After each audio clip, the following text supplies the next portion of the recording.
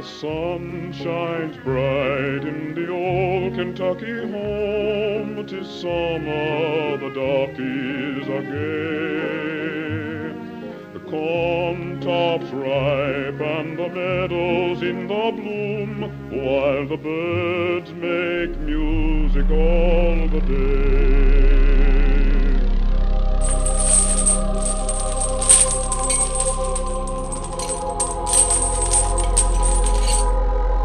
Garret Buster was a biracial servant owned by General Joshua Buster, conceivably born in Monticello, Kentucky in either 1804 or 1809. Not much else can be confirmed about him prior to his manumission, including when Joshua might have bought him rather than inherited him.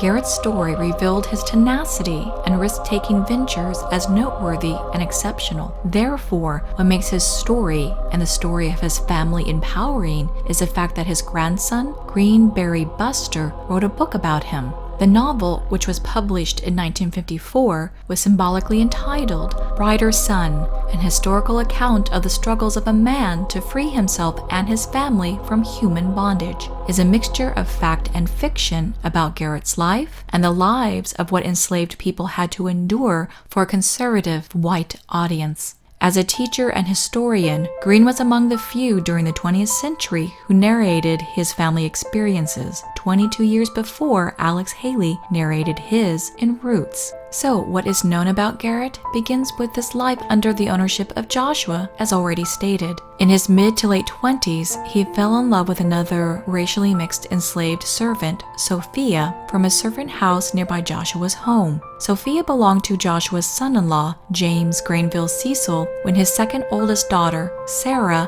married James in Monticello in 1838. It wasn't abnormal for enslaved servants to unofficially marry and start a family within two different household units, often called abroad marriages. For Garret and Sofia, this abroad marriage began on Christmas Day in 1835, according to Garret's obituary, 3 years before Sarah and James tying the knot. It would be a strong coincidence if that were the case, because Monticello used to be a small town. However, it would be more conceivable Garret meeting Sofia through the interactions of the Busters and Cecils just shortly before 1838, rather than 1835, and then would feasibly calculate the birth of their first child, Louis, in 1839. Otherwise, there would have been a 3-year gap before the birth of Louis. Since both Garret and Sofia were lighter-skinned, the likelihood they were domestic servants would justify their opportunities in meeting each other in town while on errands and perhaps alongside their masters during visitations rather than being laborers who would most often be confined to the fields. It's hard to conceive, at any rate, how Garret and Sofia initially met and were then able to maintain their marital ties, but somehow they did. It was acceptable for husbands to visit their wives and children a couple of times during the week after they completed their chores for their masters. One source suggested Wednesday and Saturday evenings were considered a custom for abroad marriages. Greene mentioned, however, the general, like most masters in Kentucky, allowed his slaves to have Saturday afternoons, Sundays, and all holidays off.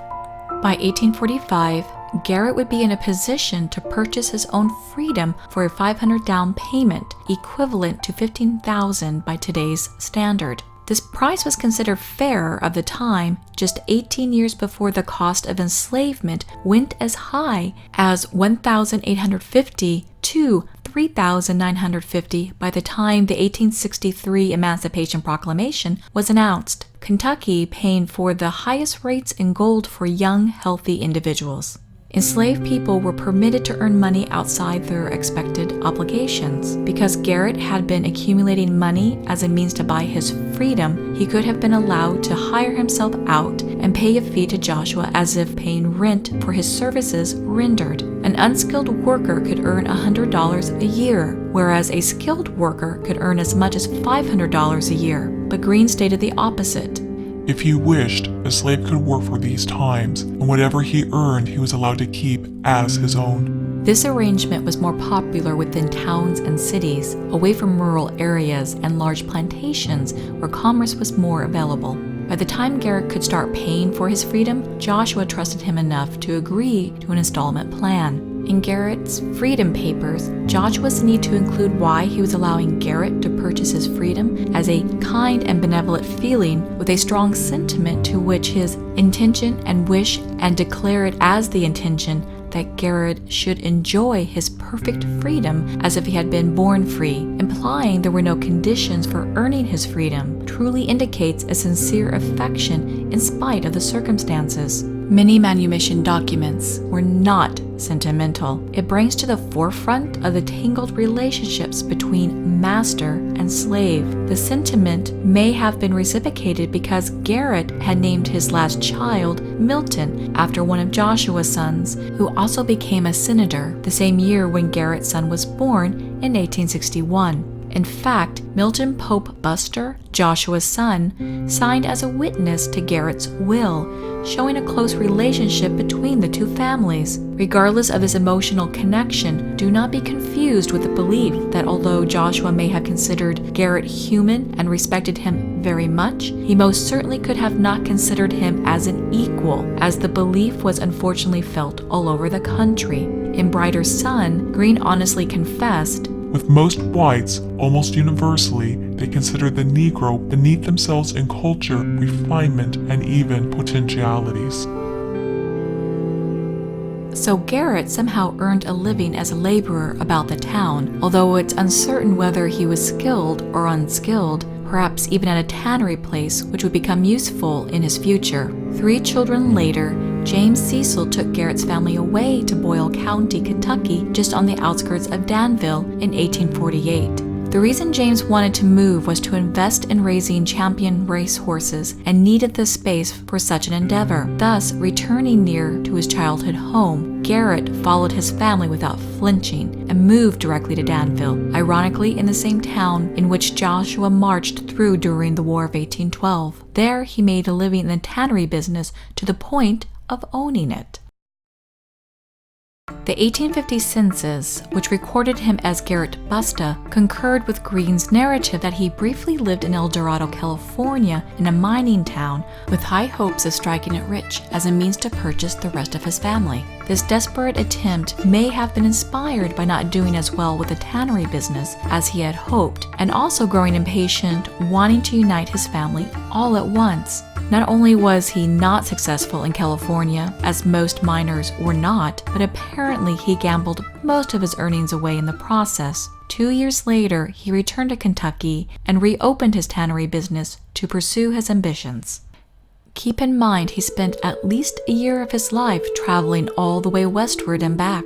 Most likely he walked on foot alongside of a wagon train, as many people did so, rather than ride the long, tedious ride, either to stay awake so they would not fall off the prairie schooners, or placing too much weight on the oxen or mule to pull. But many walked because they simply could not afford to buy wagons and the oxen mule, which hauled them and their possessions. And this was also 2 decades before the Transcontinental Railroad. From 1848 through 1857, it's estimated that about 300,000 people flocked to California's gold rush, making this migration the largest exodus in American history. They understood the general meeting place for caravans from the southeast was in the western part of Missouri, Greene wrote, south of the Missouri River at a village called Independence. There they would meet other groups, and leaders or guides would be on hand to pilot them across the plains and mountains to the gold fields. To avoid the harsh winters of the Rocky Mountains, it was advisable to trek beginning in May. No one wanted another disaster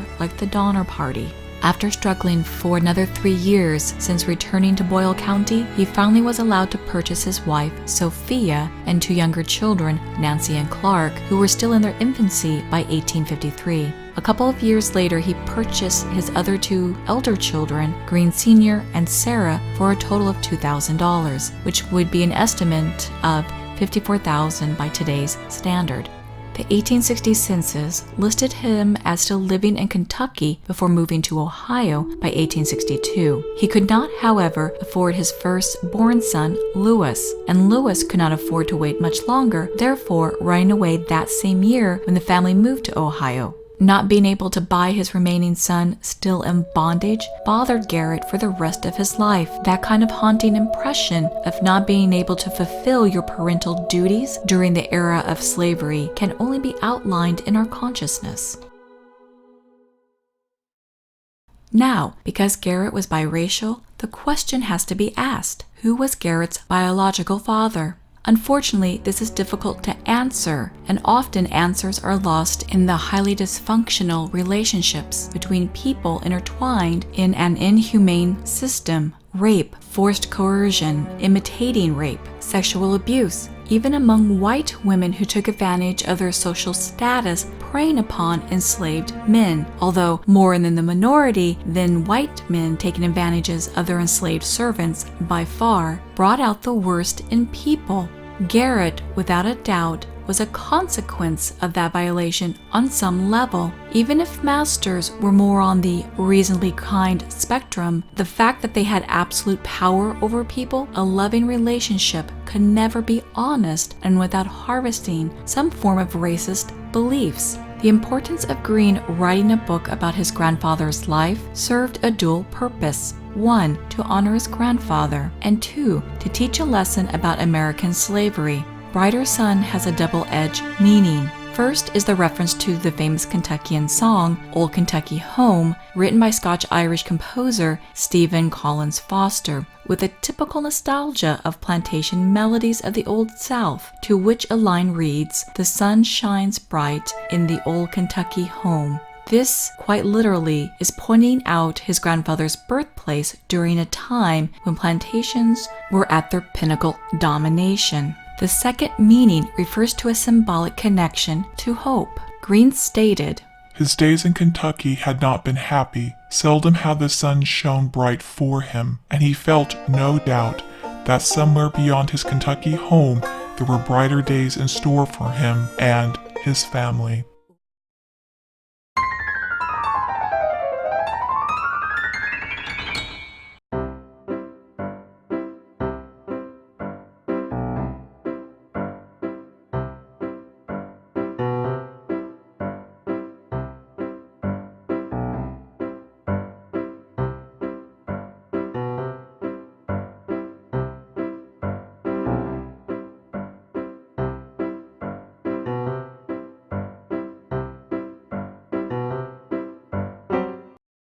Oh, the sun shines bright in the old Kentucky home.